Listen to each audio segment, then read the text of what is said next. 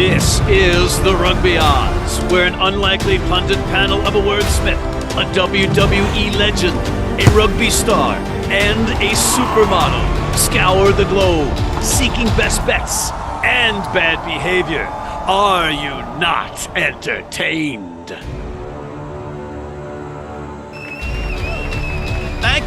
Thank you once again. Thank you. But we don't have time. We don't have time for your adoration. I appreciate it and I deserve it, but we don't have time because if you look in the sponsor opportunity green room, John Bradshaw, Layfield, the WWE Hall of Famer, and King Gift Egbelu, inventor of words, are getting ready not only for the show, but for the return of Mr. George Hook, the Irish rugby legend. You can look at the slate and you see that we have a full schedule. So let's get the guys in right now. Bring in John and Gift. Gentlemen, we were 45-21 last week, and I mistakenly read the teleprompter last week and undersold us by a wide margin because I think we were like 44-21 rather than what I said. But anyway, we are here again with a stellar record, and I want to commend all of you. You don't have a teleprompter, and we don't spike the football. Exactly. We've been there. Well, as a YouTube influencer, this is what I do. Barry Sanders never spiked the football. Jim Brown didn't spike the football. The King and I don't do celebratory dances. I've seen you do celebrations in your wrestling career a zillion times. And it was when you lost, which was awful. Why would I celebrate when I lose? You're making that up. All right. Maybe I'm making a little bit of it, but we have George Hook in the wings, guys, so we have to speed this up. We can't do filibusters. We can't start talking about, the Bible or encyclopedias or whatever. And get this, we have history here, guys. History. We have no wooden spoon because we were all 15-7.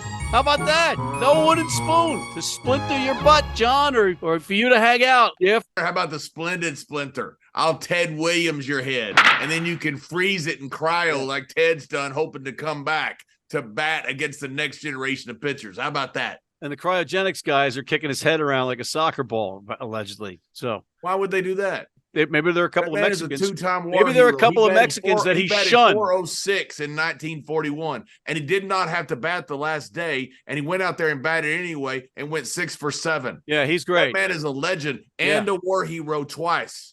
Don't talk about the splendid splinter Ted Williams. Don't talk to his Mexican side of his family about him. He shunned them. He acted like he wasn't half Mexican. How about them apples? You like apples? Maybe he just didn't like the person he was married to. That happens a lot in life. People happen to get divorces, and maybe it's irrespective of their race. You know what? It's shameful of what you're talking about, and that segues right to our walk of shame. And for the first time, we're all in the walk of shame because we all went 0-3. Each one of us went 0-1, 0-3 collectively on our picks of the week. So congratulations, guys. The three of us are in the walk of shame. Can you be in a separate walk of shame than being the King? Right? I agree. I don't feel like all walks of shame are equal here. What's that? Oh, management has granted your request. You two will be in the walk of shame without me. We usually don't pick up hitchhikers. Let's break for commercial and bring in George Hook after this. Need a great price on a new vehicle? Sheehy makes it easy. Easy Price shows you our lowest prices on the Mid-Atlantic's largest selection. Find your best price online or at any of our 31 dealerships. It's easy at Sheehy. Sheehy.com. If you're in New York City and want to watch some great rugby, have some great food, and some great times, go to the world's best rugby pub, the Pig and Whistle on West 36th Street.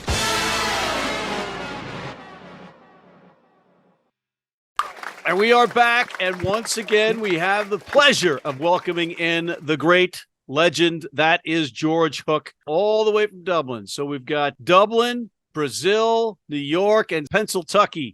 George, welcome back. Yeah, thank you for having me.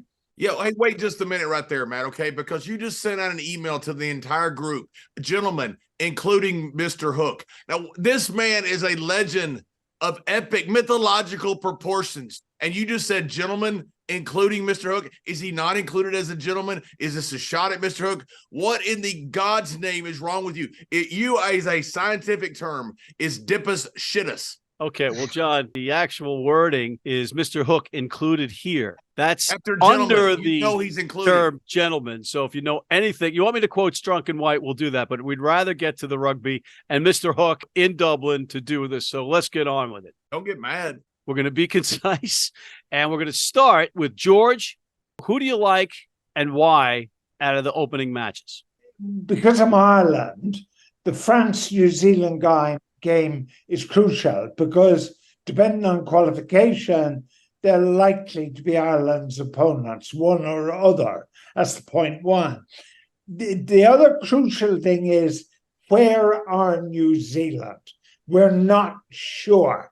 To be honest, I think this is the first World Cup in history where New Zealand have entered not as the favourites. However, they're playing France. That's a big game. What's at stake here? Interestingly, winning it means you win the group and probably face Ireland, or in my view, maybe Scotland. If you lose that match and you're runners up in the group, then you face South Africa, which could be the end of the world. Remember, top 5 teams in the world are in one half of the tournament. So therefore, this match, France-New Zealand, is much more than just France-New Zealand in the World Cup. It is 2 teams who rightfully believe they can win it. And France have got hurt. They've lost to Intermac at fly half, Bailly at loose head prop, Dante at centre. But Fabien Galtier, the best coach in the history of French rugby, has produced an astonishing side. I know you want us to be concise, but can I just for a moment? You've got 30 seconds. Go ahead. You got all the time you want, Mr. Hook. The greatest movie of all time, Casablanca. Humphrey Bogart and Ingrid Bergman and Paul Henry. There's a moment in the coffee shop where the Nazis are singing this bloody song, and then Henry starts the crowd in the Marseillaise. And it's the greatest rendition of the Marseillaise in movie history. And when you hear that on Friday, you gotta think France have a chance. France have a chance. John. Mr. Hook, the way this Rugby World Cup is set up, obviously a blind drunk man was throwing darts at a dartboard and still got it all screwed up. But you got England and Argentina facing off, and it looks like Australia out of the other pool in C and D. Looks like one of those 3 will probably make the finals, which they probably couldn't beat the top 4 in the groups A and B. England and Argentina. Do you think the winner of this one ends up in the finals? What a smart guy you are. The thing is that I'm not a betting man, but if I went to my local bookmaker, I would put a bet on Argentina to make the final, not necessarily to win it, but to make the final. Never in a World Cup have 3 giants, Wales, England, and Australia, approached the competition with such rubbish squads. So therefore, Argentina have an astonishing opportunity to go all the way. In fact, we might be looking at Samoa even. I don't think we are, but we might be. But Argentina, for me, are the team to watch. And if they get a final, and it's only 80 minutes between them and the trophy. What's great about this program, this is a record because it took John about 30 seconds to go completely off script once again. And I just want to make another note, Mr. Hook. You use the I'm not a gambling man, but my local bookkeeper. It's like saying I don't drink, but when I go to my favorite pub, Gift, what do you think? Aside from the fact that Mr. Hook likes to keep good tools in his tool belt, all right, he stays prepared for whatever is necessary, all right? You can't be shaming. How much now do you see the possibility of impacting the tier 2 ranks? Because now you have this one side that has a chance to what do you want, Matt? What do you want, Matt? Go ahead. We're off the rails. Go right ahead. This is what we do. Do you think that World Rugby would want this to happen, an Argentina team being in there or a Japan team surprisingly getting in as a dark horse? What do you think that would do for them investing into the rest of the tier twos, in your opinion? Yeah, I think the thing is that World Rugby has made such a total Horlicks. Horlicks, by the way, is a drink that puts you to sleep. Made such a total Horlicks of this draw that the competition doesn't really have credibility. It really doesn't.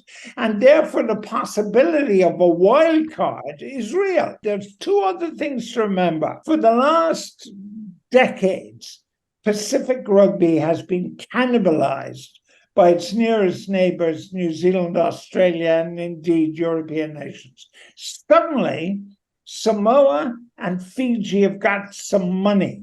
The Samoan team has actually got former Wallabies and former Kiwis. So therefore, keep your eye on the Pacific nations. They're going to upset somebody. I don't know who, but they're going to upset somebody. So the way, in one sense, if you're a purist, you look at this draw and think it's a whole load of horse manure, right? On the other hand, if you try and draw something positive from it, you look at it and it's giving the opportunity, your phrase, tier two nations to suddenly come through this. So that aspect of it, I think, is quite exciting. All right. Well, this is like become a Senate hearing. I'm going to have to yield my time because of the curveball that Gift just threw at us. That's what Gift does. He's the gift that just keeps giving. The less you talk, Matt, helps the show. So anyway, Gift, who the do you like and why? After that great amount of information, thank you. We're looking at South Africa and Scotland. It's going to be much closer than people give it credit for. Now, South Africa, I think, is the far and away favorite out of this. I think they showed a lot playing against, the second side of New Zealand and showing depth that they have. But Scotland, they already played France. They beat them, lost to France again. But I look at South Africa to probably end up taking this one. Look for Scotland to keep this one close. Greg, all right, that man's got something. All right, and I'm being told we're running out of time on this segment, so I'm going to land this baby with my pick. I like Johnny Sexton's comeback against Romania. It's 62.5 points. That's a lot of points, but I think they're going to cover that 62.5. We're going to take a quick break, guys. We'll be right back.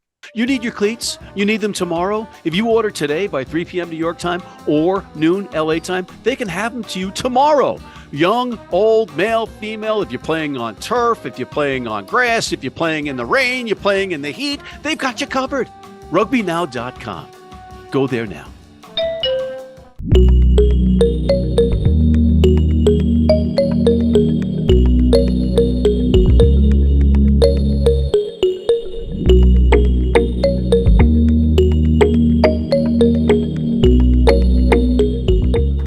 And we are back, and our producers gave us a lecture and a half in the commercial break. But guys, let's shift to pool play, and we've got Mr. Hook here, the wealth of information that he is. So let's pepper him. Let's get some info from him, and then make some decisions. John, do you have a question for Mr. Hook?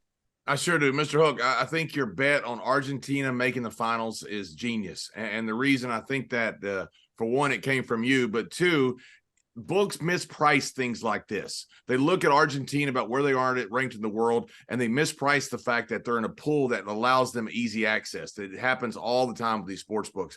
I think the best bets are going to come out of pool C and D as far as who's going to make the finals. You mentioned Argentina. You mentioned Samoa. Gift mentioned Japan. You also mentioned Scotland from outside. Who are the Cinderellas that you think, the long shots that have a chance of perhaps making it to the finals out of Pool C and D, or even perhaps winning? I think rugby still, despite the claims that it's a world sport, it isn't. If you look at the Soccer World Cup, more countries play soccer by a multiple than play rugby. So it's a small pool. Realistically, it's about 8 teams who've got any chance.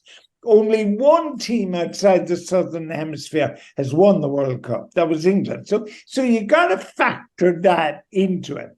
So when you use the word Cinderella, right, because of my advanced age and my consumption of dark and stormies all day, I can't remember the exact World Cup, but it was when it was played in these islands in Ireland. Western Samoa beat Wales.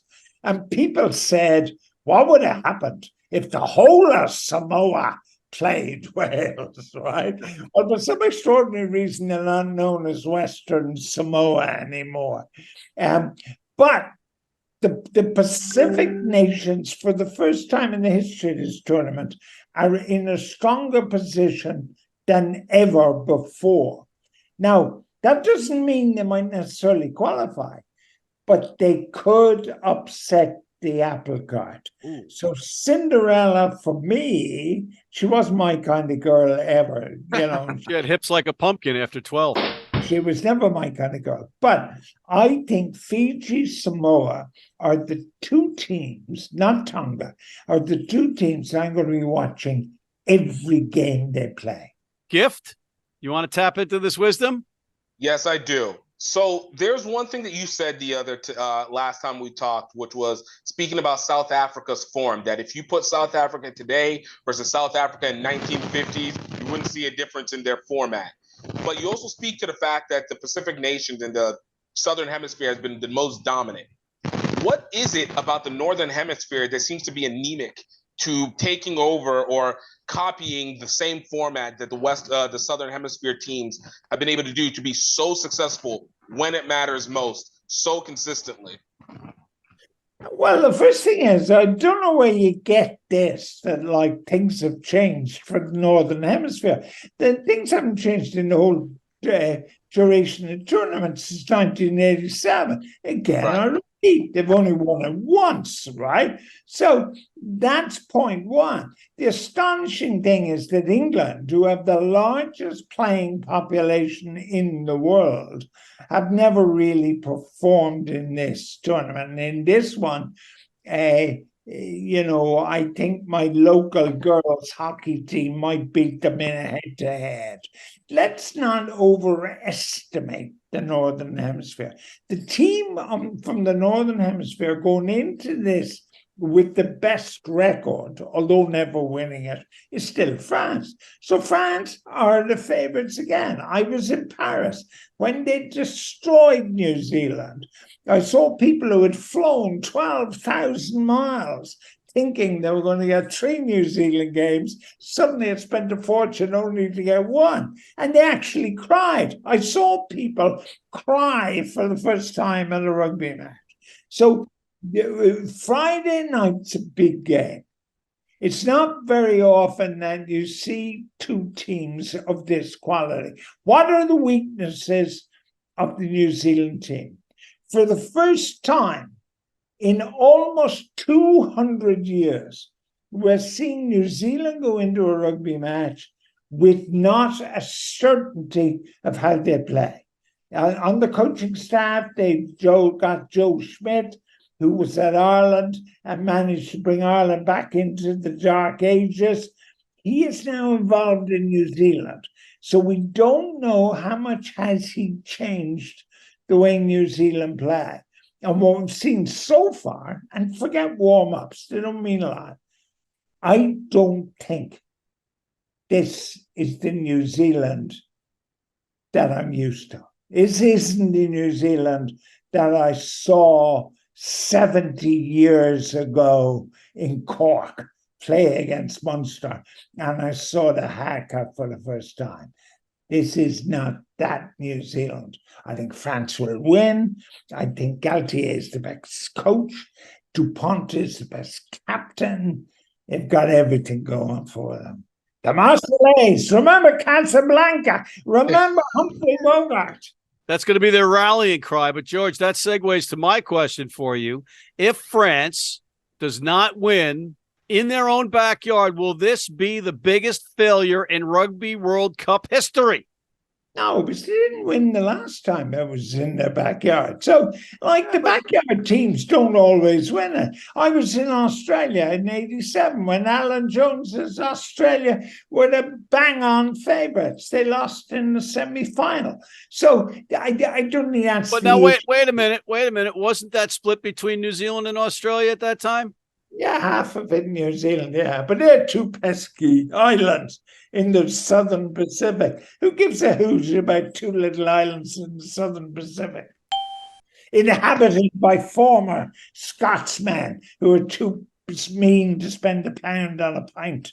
All right, now, George, speaking of spending a pound on a pint, we're going to take your pension money again this week, and we're going to put it on whom? Oh, I'm going France, no question. I haven't got a single hesitation. France is the greatest bet to win this since Sir Gordon Richards rode Pinza to win the Derby in 1954. We were talking about that off camera just a minute ago. That's exactly what we thought. All right, Mr. Hook, thank you once again, sir. Pleasure. Thank you, Mr. Hook. Well, it's much appreciated. Thank you, Mr. Hook. We will be right back with more. Don't go away.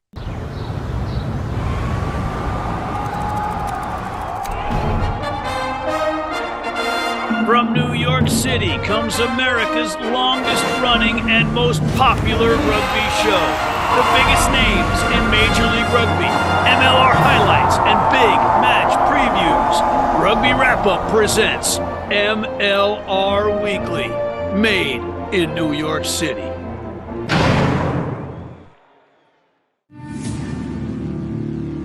When we pick up the ball, we also pick up a legacy.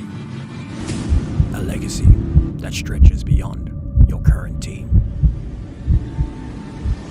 A legacy built on the backs of those who came before you with hard work. And for those who will come after you, we promise it won't be easy. But we'll be there, supporting you on and off the field. And we are back. And ladies and gentlemen, you might be seeing a certain mugshot on the screen of a certain WWE Hall of Famer who's gotten himself into trouble yet again, John Bradshaw Layfield. 2 words. Free JBL.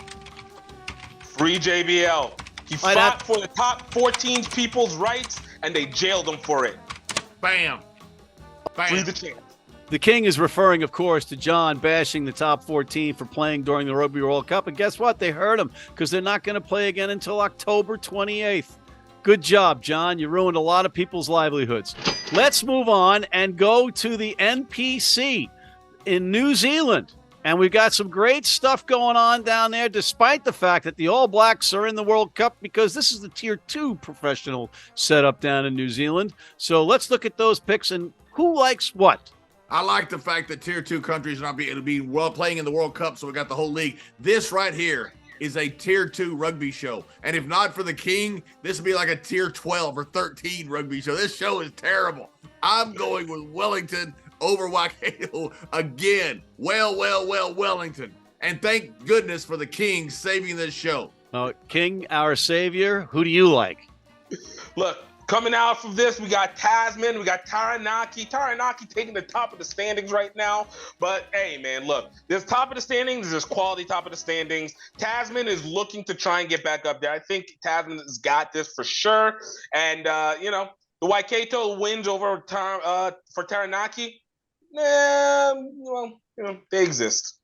Tasman. Okay. All right. Hey, is it a good idea to bash the own show that you're on? Because I just wonder, maybe we'll get canceled. That'd be cool. Wellington is at the top of the table there, Gift. Just, I don't know what you're looking at. You don't have your bifocals on, but Taranaki is second. Taranaki second. Taranaki second. They're second. They're not at the top of the table. Close enough. I'm going to go with Bay of Plenty, completing our trifecta of 3 road favorites, and I'm taking Bay of Plenty to beat Hawke's Bay. Let's go to the NRL now. Switch codes because we're running out of time desperately.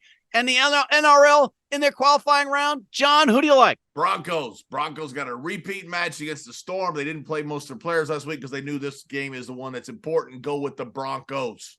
I like that. I And like don't that. you yell over your guest anymore. I'm going to shut your mic off in a second. Gift, who do you like? One, what the champ said, fully agree with it. And number two, I'm loving the Panthers over the Warriors because the Panthers have been dominant all season. Let's be honest. You're picking against the team from New Zealand? Always. I do not believe in this New Zealand dominance anymore. Times are changing. People are actually getting to play for their countries. Professional teams lay where they're supposed to lay, and Panthers will rise again. And just like they said in Genesis 1:3, God said, let there be light, and there was light. And the light is going to also show on the Roosters to take on the Sharks as well, to be able to peck their way back into the 5th place spot when this is all said and done, because clearly the way the NRL is doing it is their top 8, but not the best of 8. So look at them to be able to get this, show the light on them like they show on the side of your head glowing off of it, that they're going to see through for the Roosters. That's all great, Gift. I'm going to go with the Knights. Coward. The visiting Raiders. Okay. Yes, I'm a coward because we have producers and sponsors and everybody else to answer to networks. Bringing the light network down on the people in the world. Guys, it's time for that shot at redemption for us in the picks of the week, because last week we sucked. Who do you like, John? I greatly respect the King and Mr. George Hook, but I'm going to go with the other side in this first game, and I'm going to take a chance, because it is a chance. They're the underdog, not the favorite. New Zealand to upset France in the first game of the World Cup this coming Friday. First game, they're going to win this. All right. Gift. England is in shambles, and it is about to get highlighted with Argentina defeating them in group stage for the first time ever. We are about to see a changing of the guard. Wow. England, time for you to start moving down out of tier 1. All right? Moving down. Wow. You're taking the Pumas? I'm taking the Pumas over the Rose. All right? Wow. I am going to take South Africa to absolutely destroy John's Scotland team. How about that? That's not nice. I just did my ancestry DNA, and it turns out I'm really a lot of Scottish. And then he bashed my homeland. Yes, I did. On that note, it's time for plugs. John, you got a plug? Stories with Briscoe and Bradshaw. We interview all kinds of old wrestling legends, MMA legends, sporting legends, you name it. We got them on there telling all kinds of crazy, wild stories. And everybody on the show dislikes Matt McCarthy. There's something to be said for that. Gift? Plugs? Of course, y'all. It's time. You guys are getting closer to Christmas, Thanksgiving. Go get your health-enhanced foods. There's no need for you to be trying to grill and bake your chicken with food that's going to destroy your stomach. Get some gluten-free, not gluten-free, good seed-free, health-enhanced food, flours. Make it healthy, make it tasty, make it great, and not have to use the shit the entire time. Whoa. And that's early. And don't forget, folks, it doesn't matter that it's basically August or the first week of September. You can't get your Christmas presents fast enough. And I'm going to go with the world's greatest rugby pub, the Pig and Whistle. If you want to watch rugby action, specifically the Rugby World Cup, you got to go to the Pig and Whistle on West 36th Street in New York City. Love the Pig and Whistle. Tell Cormac McCormack that John Bradshaw Layfield sent you, and have a good time. On that note, I want to thank Mr. John Bradshaw Layfield, the WWE legend, King Gift Egbelu, now named our savior, and George Hook, the venerable George Hook. And thank you for tuning in. Please check out our other shows, including MLR Weekly, the College Rugby Wrap-Up. Hit that subscribe button on YouTube. Join our weekly newsletter, and please sign up for our American Red Cross Blood Donor Team.